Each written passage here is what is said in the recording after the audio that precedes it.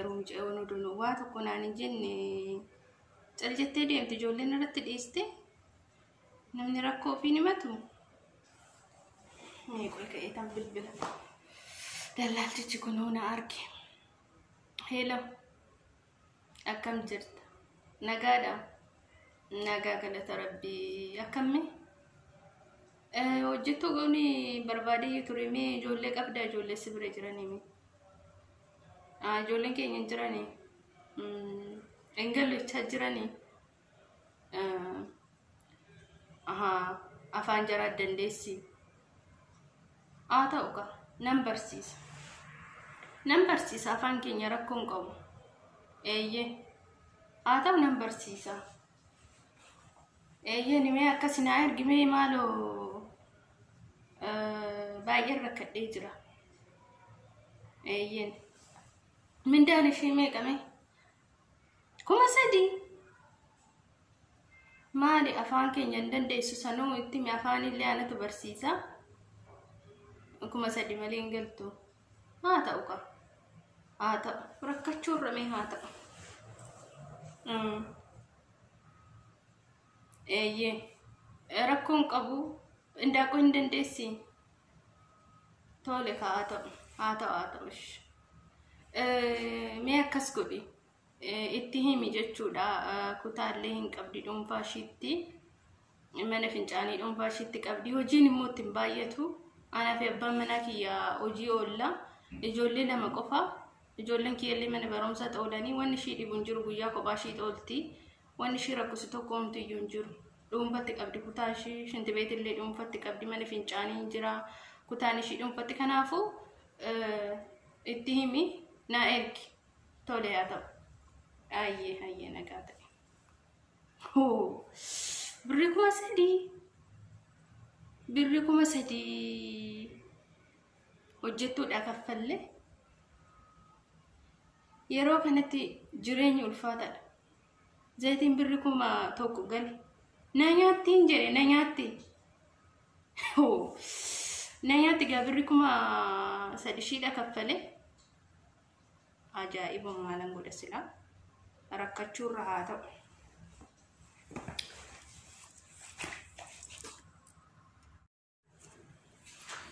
egaa hojjettuun kiyya turtee jirti yeroon illee deemee jira laaqanan hojjedha ijoolleen kiyya mana barumsatii dhufanii laaqanan hojjedha malee turtee jirti baay'ee yeroon deemee jira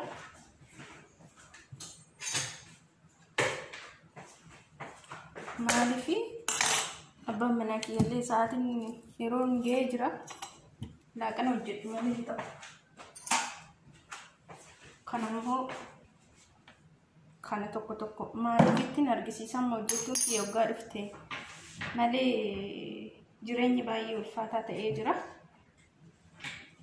malee laaqanan hojjedheetu amma eega malee yeroon deemee jira maaliif turte garuu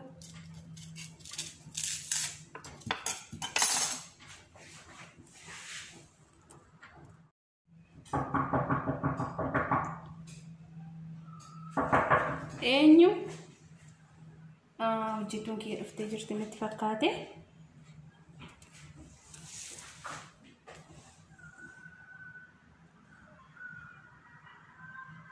dhufeen jira dhufe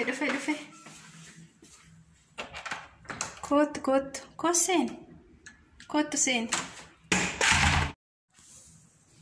ayya baga nagaan dhufte akkamime amma ani laaqanan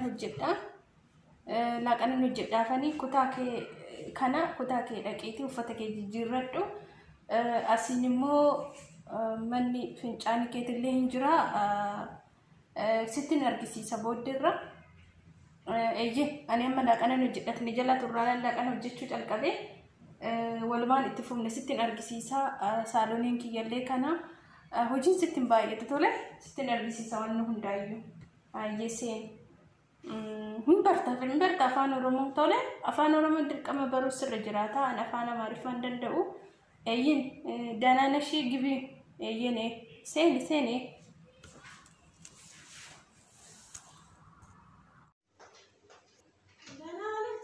እግዚአብሔር ይመስገን ደህና ነው።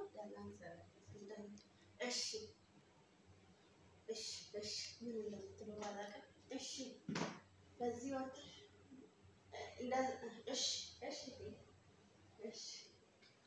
የት ነው ያለኝ?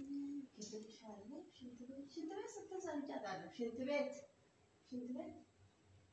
ሳሎን የኔ ሳሎን ማለት ሳሎን ይባላል ብሎኛል ሰውዬ በከተማኛ እንደዛ ብሎኛል። እስቲ ቆይ ሳሎን አለላት ይሄ መሰለኝ። ይሄማ ቢሮ ነው የሚሆነው። ይሄ ቢሮ ነው የሚሆነው። ይሄ መሰለኝ ሳሎን ይባላል።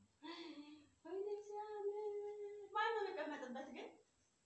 ይሄ ትልልኝ ነው መሰለኝ ሰው የምታይበት። ይሄ ዶክተር አብይ ሁላ ከውስጥ የምታይበት እሳቸው ምናምን የምታይበት ማለት ነው።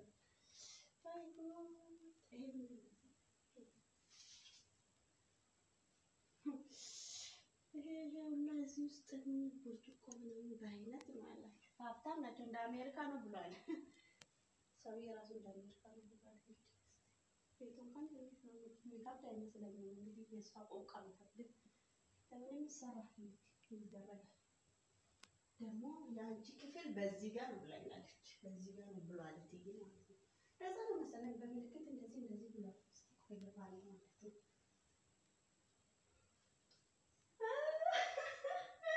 የኔ ክፍል በጣም ነው የሚያምረው በጣም ማለት ነው። ይሄ ወንበር ነው መሰለኝ መቀመጫ ወንበር እዚህ ላይ እቀመጣለሁ ማለት ነው። እረፍት ጊዜ ስራ ስጨርስ ምናምን በግሬ እንደዚህ ሰቅዬ እንደዚህ እቀመጣለሁ ማለት ነው። ይሄ ደግሞ ሶፍት ነው።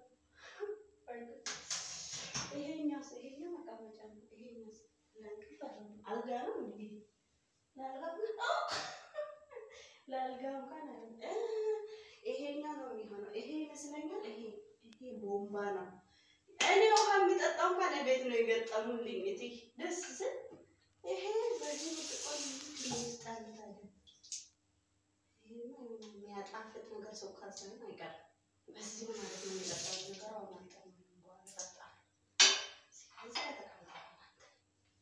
በዚህ ጋር ነው ቦታ የምታየው መሰለኝ። ይሄን እንደዚህ ቆልፋለሁ ማለት ነው። ሰው ሲመጣ ይሄ ደግሞ መኝታ ብርድ ልብስ ነው መሰለኝ። ይሄ ደግሞ ብርድ ልብስ ነው ምናምን የሚባል መሰለኝ ለእኔ ያዘጋጁልኝ። ይተይ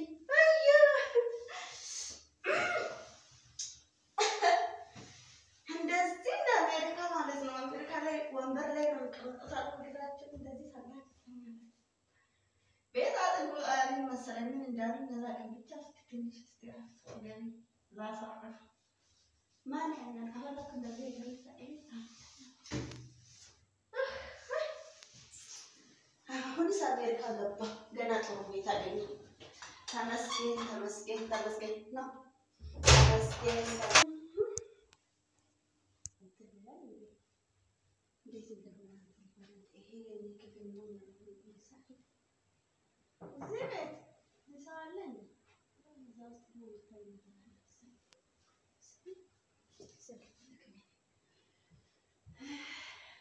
ቤቱን አጠርቶ ጨርሶ ሄዱ።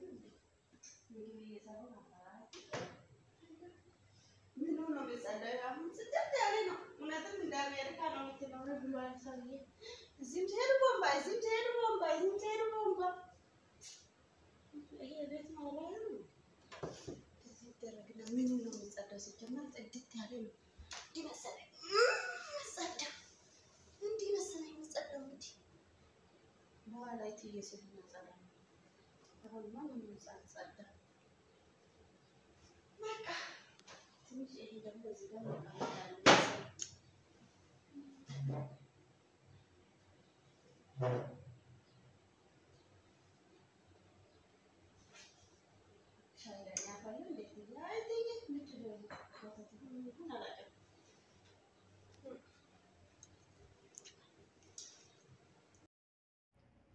Ashama akkam jirtan hordoftootaa fi kabajamtoota siifan Firaa'ol ashama akkam jirtan jirtu baga jiraattan nageenyi keenya bakkuma jirtanitti qilleensa irra barari'ee qaxxaamura isin haa qaqqabu jenna akkuma beekamu siifaniin teenna baga gammadde siin jedha gammachuun tee gammachuu teenna siifan Firaa'ol hedduu takka si jaalannaa hedduu takka si kabajnaa baga gammaddee baga guyyaa kana geettee gammachuun tee ammoo gammachuu teenna akkanumatti itti fufisiin jenna ilmaan Oromoo fi uummata Oromoo biraan ammoo akka waan gaarii geettu abdii sirraa qabna.